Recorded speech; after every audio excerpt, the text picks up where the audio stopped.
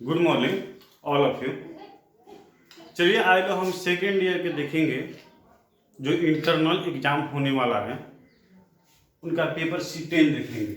Inclusive education समावेशिक शिक्षा, इससे कुछ हम लोग क्या करेंगे, जुड़े प्रश्न को आज हम लोग क्या करेंगे, हल करेंगे। ठीक है, तो सबसे पहले देखेंगे उसमें क्या करेंगे। आपको 25 क्वेश्चन रहेगा, ऑब्जेक्टिव क्वेश्चन रहेगा और उसका विकल्प चार चार आपको मिलेगा और चारों विकल्प में जो सही विकल्प होगा उसको क्या करना, आपको चुनाव करना। ठीक है, जो क्वेश्चन होगा आसान ही क्वेश्चन होगा। ठीक है, तो चलिए हम लोग प्रारंभ करते हैं उसके आधार पे बने प्रश्न कि आपको एग्जाम में कैसे कैसे प्रश्न पूछा जाएगा। ठीक है, तो चलिए फर्स्ट नंबर क्वेश्चन हम देखते हैं। फर्स्ट क्वेश्चन क्या कहता है। फर्स्ट क्वेश्चन कहने का प्रतिभाशाली होने का संकेत नहीं है। देखिए क्वेश्चन में आपका फर्स्ट है कि प्रतिभाशाली, जीनियस, शाली होने का संकेत नहीं है। कहने का मतलब कि अगर प्रतिभाशाली आप हैं तो आपको क्या चीज है जो इंडिकेट नहीं करता है। ठीक है, तो आपके पास चार विकल्प मिलेगी, चार ऑब्जेक्टिव मिलेगी। अब जैसे मान लिए कि आपका फर्स्ट ऑब्जेक्टिव हो गया सृजनात्मक विचार। सृजनात्मक विचार का मतलब क्या होता है, माने कुछ नया विचार, कुछ नया करने की जुनून, कुछ नया वाणी, कुछ नया कंटेंट, या उसके आधार पे कुछ ऐसे चीज आप कीजिए ताकि वो दुनिया में अभी कोई नहीं किया है। तो ये भी है कि आप कितनों भी कीजिएगा तो आपसे लाखों स्टूडेंट ऊपर हैं, लेकिन आप कितनों भी कम रहिएगा तब भी आपसे क्या है, लाखों कम। माने कहने का तात्पर्य आप कितनी भी जीनियस हो जाइए, कितनों भी अच्छा कर लीजिएगा तो लाखों से क्या होगे, कम ही रहेंगे, आपसे भी बहुत आगे रहेंगे। आप कितनों भी तेज हैं तो आप अपने आप में समझिए कि दुनिया के हम फर्स्टम जानकार हैं, सब संभव नहीं। आपसे भी कोई ना कोई जानकार होगा। आप कितनों भी कमजोर हैं तो दुनिया से आपसे भी लाखों व्यक्ति कमजोर होंगे। ठीक है, तो थोड़ा सा आपको ध्यान देने की जरूरत है। फर्स्ट में आप क्या कि सृजनात्मक में, सृजनात्मक का मतलब क्या, अच्छा विचार, नया विचार। ठीक है, उसके बाद आपका सेकंड पॉइंट हो गया दूसरों के साथ झगड़ा। बी पॉइंट हो गया दूसरों के साथ झगड़ा। ठीक है, जो सृजनात्मक बालक होते क्या, एक दूसरे व्यक्ति के साथ उनका क्या जो रिलेशन होगा वो झगड़ा होता है। अभिव्यक्ति में नवीनता, नवीनता, नवीनता का मतलब क्या होता है, कुछ नया, कुछ नॉर्मल। अब सोसाइटी होगा, उस सोसाइटी में, समाज में आपसे बड़े बुजुर्ग होंगे और उस बड़े बुजुर्ग के साथ आपका जो बिहेव होगा वो कैसा होगा, परिस्थिति के अनुकूल होना चाहिए कि मेरा जो बिहेव है अपने से बड़ों के साथ कैसा होना चाहिए और अपने से छोटों के साथ कैसा होना चाहिए। ये सारी चीज पे क्या होना, अक्सर फोकस करने की जरूरत है, अक्सर ध्यान देने की जरूरत होती है। ठीक है, तो ज्यादा हमें समय लेने की जरूरत नहीं है, थोड़ा सा हम लोग फास्ट में चलेंगे। ठीक है, तो देखिए इसमें आ गए। और डी आपका पॉइंट है जिज्ञासा, जिज्ञासा। तो प्रतिभाशाली बालक होते हैं उनमें जिज्ञासा ज्यादा, लय ज्यादा रहती, जागृति ज्यादा रहती है, कुछ करने का जुनून भी ज्यादा रहता है। तो आपके पास 4 पॉइंट हो गए। अब इस 4 पॉइंट में से जो सटीक आंसर होगा, जो करेक्ट आंसर होगा, जो सही होगा, उस पे क्या करना, आपको टिकअप करना है, इंडिकेट करना है, चिन्हित करना है। तो समझिए कि सबसे इंपॉर्टेंट इसमें कौन सा है कि दूसरी देखें, ये अनिवार्य, जैसे सृजनात्मक बालक का बाल विचार क्या होता है, अच्छा होता है, उसमें नवीनता होती है, नम्रता होती है, जिज्ञासा भी होता है। लेकिन दूसरे के साथ झगड़ा करने की क्या होती है, प्रवृत्ति, वैसे बालक के पास बिल्कुल नहीं होती है। तो आपका करेक्ट आंसर क्या होगा, ये होगा कि वैसे बालक होते हैं जिनका रिलेशन क्या होता है, एक दूसरे के प्रति झगड़ा करने की प्रवृत्ति नहीं होती है। ठीक है, अब इस आधार पे आपके पास क्या है, 25 क्वेश्चन मिलेंगे और उस 25 क्वेश्चन को क्या करना है, इसी के अनुसार अनुकूल आपको उसको क्या करना है, जवाब देना। ठीक है, फर्स्ट क्वेश्चन आपको एक हम और बता रहे हैं कि वर्तमान में निःशक्त बच्चों के लिए कहा गया है, ठीक है। वर्तमान में निःशक्त बच्चों के लिए शिक्षा के लिए क्या कहा गया है। अब इस पे हमें देखना है कि वैसे बालक होते हैं वर्तमान में निःशक्त बच्चों के लिए कहां शिक्षा देना अनिवार्य है। अब उस पे हमें फोकस करने की कैसी जरूरत है। तो बच्चे जब विद्यालय में होते हैं तो उनकी क्या होती है, उनकी श्रेणी अनेक होती है और सभी की प्रवृत्ति क्या होती है, अलग अलग होती है। क्या आप जब विद्यालय में पढ़ते हैं, क्या आप जिस स्कूल में रहते हैं, तो क्या वहां पे सभी बालक एक समान होते हैं? बिल्कुल नहीं।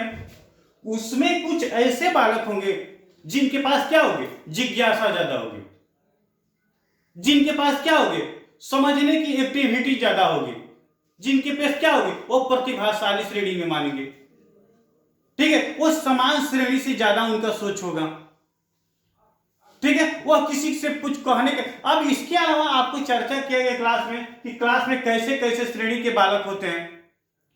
तो क्लास में कैसे कैसे श्रेणी के बालक, कौन कौन से बालक होते हैं। तो जैसे हम मानते हैं कि समान, विशिष्ट, प्रतिभाशाली और मंद। और आज एक नया में चलता है क्या, दिव्यांग, ठीक है, जिसको हम लोग क्या पहले बोलते थे, जिसको हम पहले विकलांग बोलते थे। पहले इसको क्या बोलते थे, हम विकलांग बोलते थे। तो आपको देखना है कि विकलांग बालक, मंद बुद्धि के बालक, प्रतिभाशाली बालक, विशिष्ट बालक और समान बालक। और समान बालक कैसे बालक होते हैं, समान बालक वे बालक होते हैं जिनको क्या होगा, क्लास में लगभग 100% में 60% ऐसे होंगे जो एक समान होंगे। विशिष्ट बालक वैसे होंगे जो क्लास में 3% से 4%, माने विशिष्ट कितने होते हैं, जैसे मंद हो गया, विकलांग हो गया, ये सारी प्रवृत्ति के। और प्रतिभाशाली कम से कम होते हैं तो 2 से 3% होते हैं, जीनियस स्टूडेंट जो हर एक्टिविटी में क्या होते हैं, आगे होते हैं। उसके बाद मंद होंगे। तो मंद बुद्धि के बालक अक्सर क्या होते हैं, जिसको कमजोर बोलते हैं, जिसको कुछ समझाने के बाद भी उसे समझ में नहीं आती है, ठीक है। तो क्लास में अक्सर तेज श्रेणी के बालक होते हैं लगभग 3%, 100 में 3 से 4। समान श्रेणी के 60% बालक होंगे। मंद बुद्धि के बालक भी 4-5% हो सकते हैं, 5%, ठीक है। तो ऐसे ऐसी क्राइटेरिया क्या किया गया है, क्लास में बांटा गया है। अब उसमें देना है कि जो वर्तमान है, जो आज के है, जो प्रेजेंट में है, उसमें कैसी प्रवृत्ति के अनुसार बच्चों को शिक्षा दिया जाता है, ठीक है। तो जैसे फर्स्ट में हो गया कि समावेशी, आपका पॉइंट हो गया समावेशी, समावेशी शिक्षा, जिसको इंग्लिश में क्या बोलते हैं, इंक्लूसिव बोलते हैं, इंक्लूसिव एजुकेशन। सेकंड में हो गया दूसरे के साथ झगड़ा करना, ठीक है। तीसरे में हो गया विशेष शिक्षा। अब जैसे दूसरे में हो गया विशेष शिक्षा, विशेष एजुकेशन, ठीक है, जिसको हम स्पेशल एजुकेशन बोलेंगे। उसके बाद हो गया आपके पास सांकेतिक शिक्षा, सांकेतिक शिक्षा। और आपका फोर्थ पॉइंट हो गया, डी पॉइंट हो गया नॉन दीज, नॉन दीज, इसमें से कोई नहीं, ठीक है। तो आपको इसमें से करेक्ट पॉइंट जो लग रहा है, उस करेक्ट पॉइंट को क्या करना है, डील करना है, करेक्ट करना है, सही करना है, इंडिकेट करना है, टिकअप करना है, ठीक है। तो सबसे पहले हमें देखना है कि आज की जो परिस्थिति है वो परिस्थिति क्या कहती है। जिसको समझ में नहीं आएगा इसे नोट कर लीजिएगा, ठीक है, इसे लिख लीजिएगा। एक ही वीडियो को बार बार देखने के बावजूद भी आपको समझ में आ जाएगी, ठीक है। तो जैसे वर्तमान की बात है, आज प्रेजेंट की बात है, तो वैसा कोई विद्यालय नहीं खुला है, वो प्राइवेट हो या सरकारी हो, जिसमें स्पेशल श्रेणी पे फोकस किया जाए, एजुकेशन दिया जाए। तो आज इंक्लूसिव है समावेशिक शिक्षा। समावेशिक शिक्षा में दुनिया के जितने भी बालक हैं उस सभी को क्या किया जाता है, एक साथ पढ़ाया जाता है। उस क्लास में धनिक गरीब कमजोर समान तेज किसी को किसी प्रकार की भेदभाव नहीं किया जाता है। और एक अच्छे शिक्षक की भी एक्टिविटी है कि क्लास में किसी प्रकार की इंडिविजुअल डिफरेंस बट नहीं होना चाहिए। कैसा होना चाहिए कि सभी के साथ एक जैसा व्यवहार होना चाहिए। अब कोई सुंदर है, कोई क्रूप है, कोई कमजोर है, कोई धनी है, कोई गरीब, ये सारी प्रवृत्ति नहीं होना चाहिए। पढ़ाते समय सभी को क्या करना चाहिए, एक नजर से एक निगाह से एक जैसा दिखना चाहिए। तो चलिए हम अपने पॉइंट विषय वस्तु पे चले कि वर्तमान में वैसे बालक के लिए कैसे शिक्षा की। तो आज आपका पॉइंट नंबर 1 होगा इंक्लूसिव एजुकेशन, समावेशिक शिक्षा अनिवार्य है वर्तमान में। चलिए आगे की तरफ बोलते हैं, थोड़ा सा फर्स्ट में आप लोग नोट करते चलिए, लिखते चलिए। थर्ड आपका पॉइंट है, 3 नंबर पॉइंट है कि डिसलेक्सिया का नाम आप लोग सुने हैं। अब डिसलेक्सिया क्या है, पॉइंट क्वेश्चन नंबर 3, डिसलेक्सिया से आप क्या समझते हैं, आप क्या समझते हैं। अब डिसलेक्सिया से आप क्या समझते हैं, या डिसलेक्सिया का संबंध क्या है, संबंध क्या है। ठीक है, क्वेश्चन आपको समझिए कि सेम ऐसा नहीं रहेगा। क्वेश्चन एग्जाम में जब पूछेगा तो क्या होगा, इसको थोड़ा सा चेंजिंग करेगा, ट्रेक जो होगा उसको चेंज करेगा, बट क्वेश्चन का क्या होगा, प्रारूप होगा सेम ऐसे ही होगा। तो आप डिसलेक्सिया से आप क्या समझते हैं या डिसलेक्सिया के क्या संबंध है। तो समझिए कि डिसलेक्सिया क्या है, एक बीमारी है। वो भी कैसी बीमारी है, जो फिजिकली तौर पे आपको बीमारी स्पष्ट दिखाई, वैसी बीमारी नहीं है। आपको कफ नहीं है, फीवर नहीं है, पेन नहीं है, ये सारी नहीं है, एक मानसिक कमजोरी है। इसको पहले भी हम आपको क्लास में चर्चा किए थे कि डिसलेक्सिया, डिस्ग्राफिया, डिस्कैलकुलिया हुआ था। पढ़ने लिखने समझने बोलने से संबंधित समस्याएं हैं। तो ठीक है, तो यहाँ पे ज्यादा हम लोग डीपली में जाना नहीं है, इसलिए कि लेक्चर क्लास नहीं चल रहा, हम लोग को ऑब्जेक्टिव क्लास में देख रहे हैं। तो डिसलेक्सिया से संबंधित क्या है, तो सबसे पहले देखिए एक में आपका होगा मानसिक विकार यानी मानसिक कमजोरी। आपका बी पॉइंट हो गया क्या, गणितीय, मैथमेटिक, गणितीय विकार माने गणितीय कार्य। आपका सी पॉइंट हो गया क्या, पठन निकार, पठन संबंधी। ठीक है, और आपका डी पॉइंट हो जाएगा क्या, व्यवहारिक विकास, विकास। ठीक है, आपका 4 पॉइंट हम देखिए क्या कि मानसिक, गणितीय और पठन और व्यवहारिक। ठीक है, तो डिसलेक्सिया से संबंधित होता क्या, ऐसी बीमारी है कि इसमें अक्सर बच्चा को क्या होगा, जो पढ़ने संबंधी समस्या होगी, जो रीडिंग संबंधी समस्या होगी, वो अक्सर होती है। और अक्सर होती है कैसे, उसमें प्रॉब्लम क्या होता है, तो जब बच्चा किसी चीज को, किसी बुक को, किसी विषय को या किसी कंटेंट को अपना जब विचार क्या प्रारंभ करता है, तो जानते हैं क्या होता है, वो बच्चा क्या करेगा, हकलाने लगेगा, हेजिटेशन उसके पास ज्यादा हो जाएगी, और उसके साथ साथ वो क्या करेगा, तुतलाने लगेगा। अब जैसे कोई चीज पढ़ाया जाता है, बच्चा पढ़ता है, तो उसमें जो सेंटेंस होते हैं, जो शब्द होते हैं, जो वर्ड होते हैं, क्या होते हैं, कुछ कठिन होते हैं, और उस कठिन वर्ड को क्या करता है, आगे छोड़कर चला जाता है। या कुछ ऐसे सेंटेंस होंगे जिसको पढ़ने में क्या होगी, उसको समस्या उत्पन्न होगी। अब जैसे मानते हैं कि ज्ञानात्मक, भावनात्मक, विकासात्मक, ये सारी सेंटेंस होंगे, क्या होगा, उसे समझ में नहीं गया। इमोशन, संवेदनात्मक, ये सारी प्रवृत्तियां उसके उस पर देखने पड़ते हैं। तो इसमें आपका क्या होगा, डिसलेक्सिया से संबंधित जो आपको रीडिंग संबंधी होगा, रीडिंग संबंधी क्या होगी, प्रॉब्लम होगी। ठीक है, तो नेक्स्ट क्वेश्चन की तरफ हम लोग आगे की तरफ निकलते हैं कि अगला क्वेश्चन क्या कर रहा है। राष्ट्रीय पाठचर्या की रूपरेखा 2005 के दस्तावेज में भाषा को निहित किया गया। अब देखिए, राष्ट्रीय पाठचर्या 2005 में कुछ एजुकेशन था, उस एजुकेशन में चेंजिंग किया गया, और उसमें क्या किया गया कि अब एक ऐसी शिक्षा प्रणाली को प्रारंभ किया गया जिससे सभी को कुछ बेनिफिट हो सके। तो उसमें जो प्रथम था, तो आप लोग कहावत के तौर पे सुने कि आज से कुछ समय पहले की बात है, जिसमें धनी मनी परिवार के लोग थे क्या, वही एजुकेशन लेते थे, वही शिक्षा प्राप्त करते थे, और वो भी गुरुकुल में जाकर एजुकेशन लेना पड़ता था। वो सबकी बात की बात नहीं थी। और जिसमें फॉरवर्ड कैटेगरी के थे तो क्या करते, उन्हीं को एजुकेशन मिलता, जबकि बैकवर्ड को क्या मिलता, एजुकेशन नहीं मिल पाता था। ठीक है, तो उसमें होता है क्या कि राष्ट्रीय पाठ चर्चा में द्विभाषा, ठीक है, सेकेंड लैंग्वेज पे भी विशेष फोकस कर किया जाता है। ठीक है, आगे की तरफ हम बढ़ते हैं। अगला क्वेश्चन हम देखते हैं कि बच्चों के लिए निःशुल्क एवं अनिवार्य शिक्षा का अधिकार कब से कब समय तक लागू किया। माने जैसे आपके छोटे बच्चे होते हैं, बच्चों के, ठीक है, बच्चों के लिए निःशुल्क शिक्षा कब से कब तक प्रारंभ किया गया।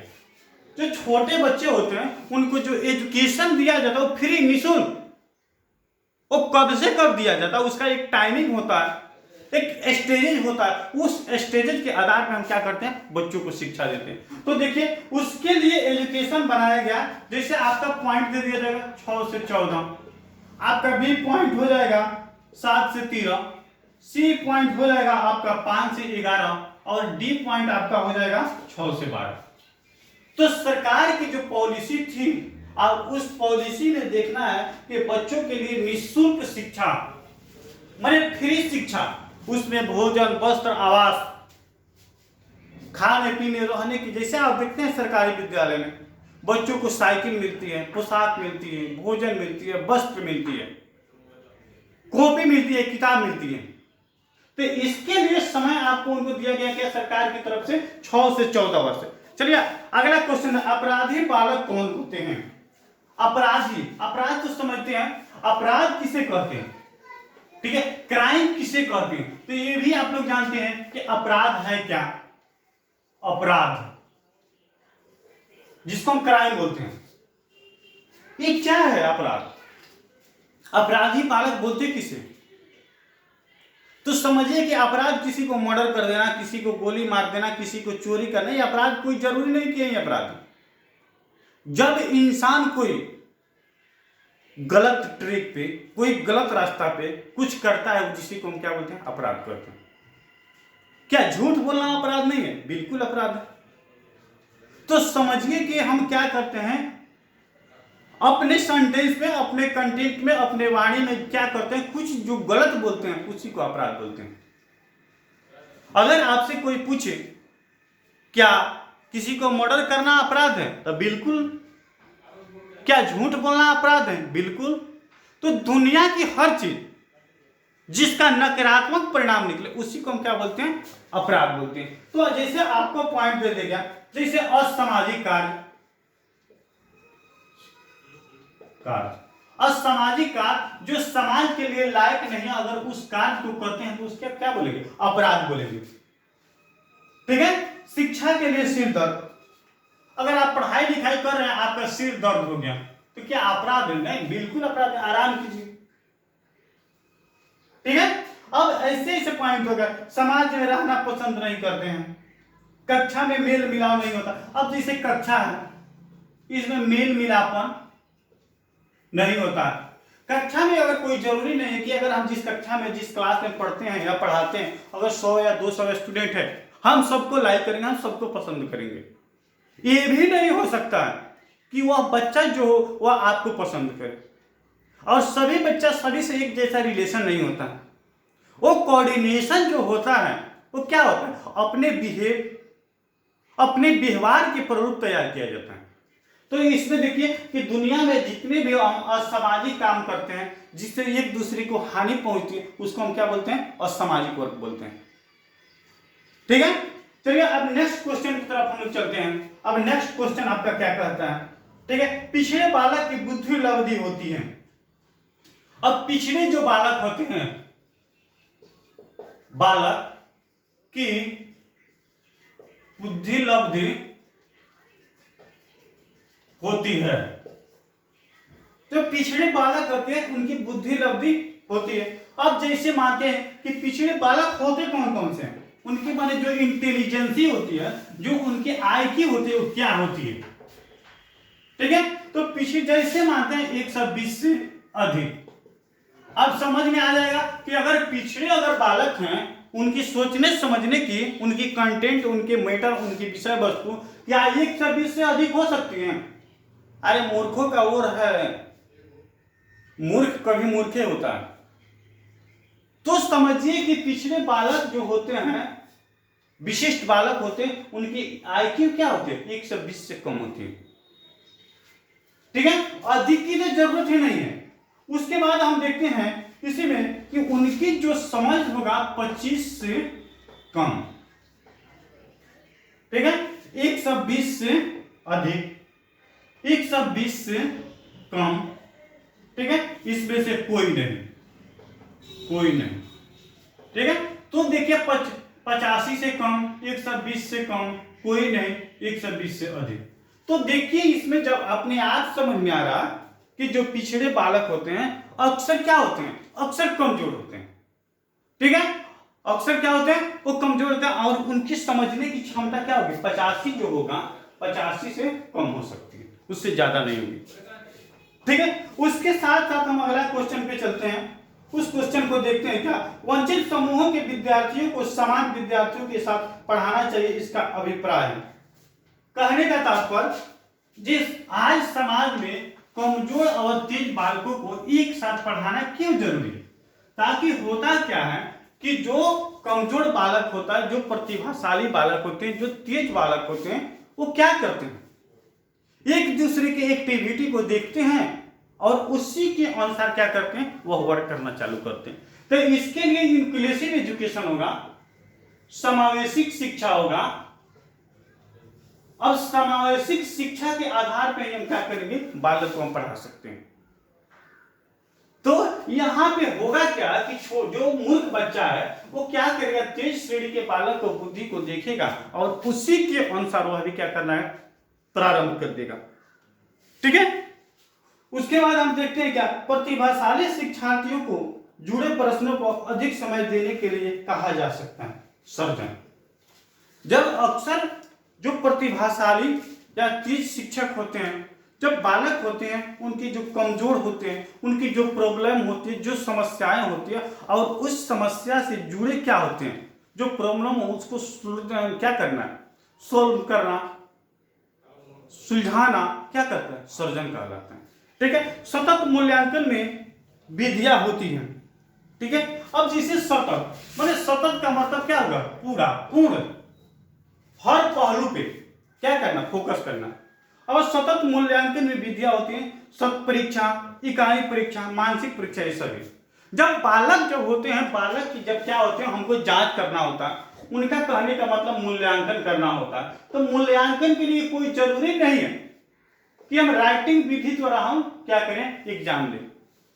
हम ओरल भी ले सकते हैं, हम क्या करते हैं, 3 माही एग्जाम भी ले सकते हैं, 6 माही ले सकते हैं, वार्षिक ले सकते हैं, साप्ताहिक ले सकते हैं, मंथली ले सकते हैं। तो उसके लिए हमें क्या होगा, उसके विकास के लिए हमें जैसे क्या करना होगा, फोकस करना वो जरूरी है। हमें हर पहलू पे क्या करना होगा, उनके लिए फोकस करना। तो इसमें आपका जो आंसर होगा ऑल दिस होगा, सभी होगा। और पॉइंट जितना हम जो भी इसमें कंटेंट जो सेंटेंस रखे वो सभी क्या है, सही है। वंचित बालकों की समस्या क्या कारण हो सकता है। देखिए आज की परिस्थिति में जो बालक हैं, जो पिछड़े बालक हैं, वो कोई भी कास्ट हो, कमजोर हो, विशिष्ट हो, समान हो, फॉरवर्ड हो, बैकवर्ड हो, SC हो, ST, किसी को जो आपकी आर्थिक कमजोरी है, आर्थिक सहयोग है, आर्थिक सहयोग के कारण, इसलिए कि आज की एजुकेशन क्या है, इतना कठिन है कि उसको समझना क्या होता है, समझना बहुत कठिन है। ठीक है, चलिए तो आज को हम लोग क्या करते हैं, इसमें आर्थिक स्थिति, आज को क्वेश्चन हमारा क्या करेगा, यही करेगा। इसी के साथ हम क्वेश्चन को क्या करते हैं, एंड करते हैं। थैंक्स, बहुत बहुत थैंक्स।